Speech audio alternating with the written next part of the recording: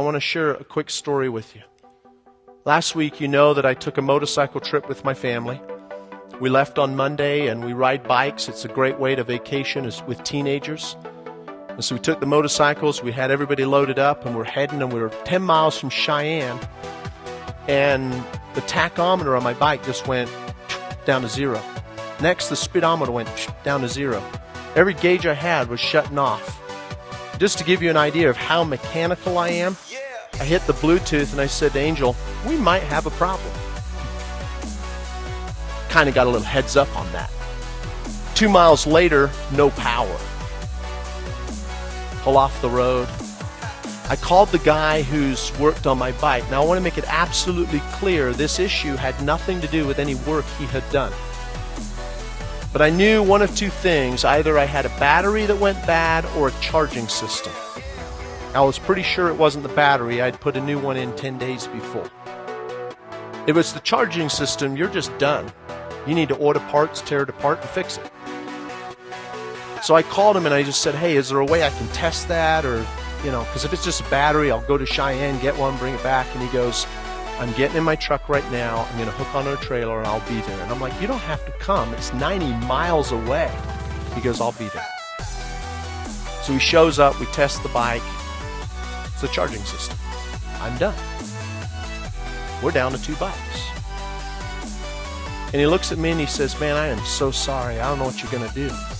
And I said, it's okay. Look, I just preached a message yesterday on God is good all the time, not part of the time.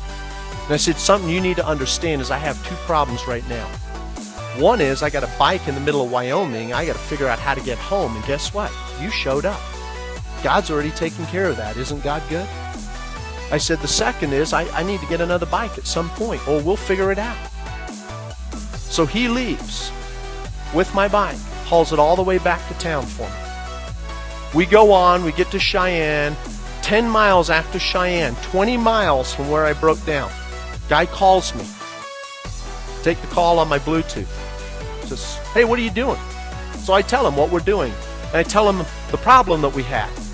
And I said, but you know what? God's good all the time. He says, well, it's kind of funny. He says, I got a brand new bike. It's getting some warranty work done. It's in Loveland at the Harley dealership. They called me 5 minutes ago before I called you. And they said, it's done. You want to swing through and pick it up, and you can drive it up in the mountains. It'll save me having to come get it and haul it home. You can test it out and bring it back. I said, you absolutely certain? I mean, it's a bike. Take it. So I walk into, and I don't know if you've ever been there. I've always wanted to stop. Now I had a reason. Went in. It's this massive store. And I walk in, and I said, yeah, I'm here to pick up the bike. And the gal says to me, she goes, you must be really good friends with this guy. I said, well, I'm his pastor. And she says, there's a bike, and it's sitting there all polished up, ready to go in front of these sliding glass doors in the showroom. Now hop on, fire it up, and I drive up. The sliding glass doors open, I hit the throttle, and I'm out. I'm not kidding. It wasn't like Moses parting the water, but it felt that way to me. And you know the smile I had on my face? Can you imagine the smile God had on his face? I get to the top of the mountain, I park it, I take a picture and I send it to this guy. And I said, God's provision, 2017 Street Glide, not bad. And he texted me back, you rented it? I said, no, God provided it. So he texted me back, how? So I tell him the story. And this is a guy I'm trying to share Jesus with. And here's what he texted me back. You really do have a big God. Now, church, what would happen if we will walk by fear and freak out? And I've done that many times in my life. What am I going to do now, God? And now I need this vacation, and there's 800 people, I'm the only pastor, and wine. And God's like, dude, I've got it. Would you just walk by faith? Because here's the thing. It's not about you. It's not about your bike. It's about a man that needs to see my glory. And most of us today, we're missing the point.